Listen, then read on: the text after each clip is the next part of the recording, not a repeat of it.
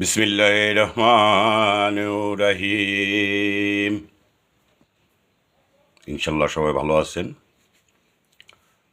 লা ইলাহা ইল্লাল্লাহু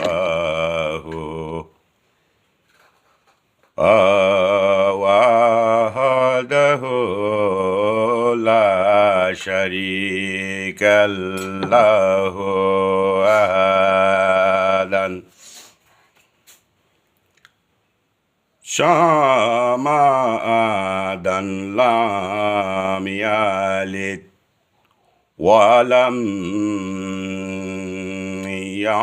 yulad walam yakul lahu kufuwan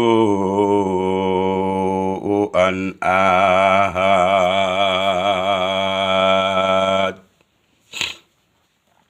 এই যে একটা সূরা, এই সূরাটা শতকরা মুসলমানের মধ্যে শতকরা আমার বোধ হয় এই 30 জন পারে, আর 70 জনই বোধ হয়, এই 60 জনই বোধ হয় পারে না।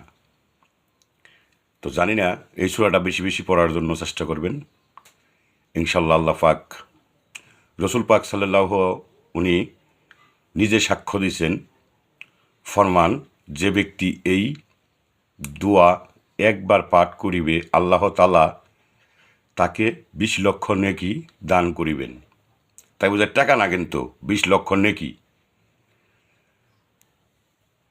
আরও ফরমান, ফরজ নামাজের পর যদি কোনো ব্যক্তি পরপর পড়াও একটি সুন্নত আমল, রমজান মাস আসিতেছে, এই রমজান মাসে পড়লে 14 কোটি নেকি, তার গিফট তাহর হিম, তার গিফট তার হিম।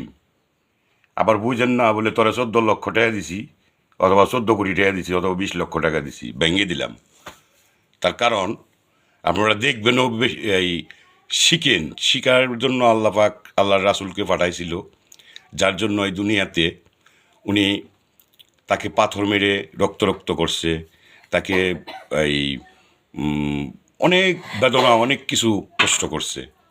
আমার কথা বুঝছেন তো? সর্বজাতিকে আমার আন্তরিক ভালোবাসা।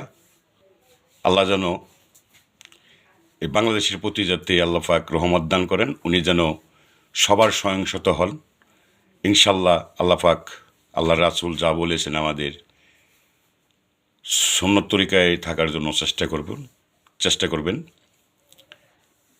5 ওয়াক্ত নামাজ তো আল্লাহ পাক কায়েম করছে, কিন্তু আপনি পড়বেন, আমি পড়বো, আদায় করব, এটা এই আল্লাহ পাক কবুল হয়েছে কিনা না হয়েছে এটা কিন্তু আপনিও জানেন না, আমিও জানি না, এটা আমার মাওলাই জানে। কিন্তু আমার নবী, উনি 9 বার আসা যাওয়ার পরে তারপরে এটারে কায়েম করছে। তো সর্বজাতির প্রতি আমার ভালোবাসা। ইনশাল্লাহ আল্লাহ যেন সবাইকে ভালো রাখে, আর ইনশাল্লাহ মা বাবার প্রতি খেয়াল রাখবেন। আর রাস্তাঘাটে যারা চলবেন, একটু সমন্বয় করে যারা গাড়ি গুড়ি চালান, তাদেরকে সতর্কবাণী, সেটা হয়েছে একটা অ্যাক্সিডেন্ট মানে সারা জীবনের কান্নাই। যে মাঝে মধ্যে ইউটিউবে দেখি এই অ্যাক্সিডেন্ট, বাস খাদে পড়ছে, ট্রাক খাদে পড়ছে, অমুক খাদে পড়ছে, তমুক খাদে পড়ছে। দেখেন, একটা পরিবার শুদ্ধও কিন্তু ধ্বংস হয়ে জায়গা এই মাত্র একটা অ্যাক্সিডেন্টে। আর কি বলবো, ইনশাল্লাহ সবাই তরুণ যারা, তাদেরকেও আমার আন্তরিক ভালোবাসা রইল। ইনশাল্লাহ ভালো থাকবেন, সুখে শান্তিতে থাকবেন, ইনশাল্লাহ ভালো থাকবেন, ইনশাল্লাহ।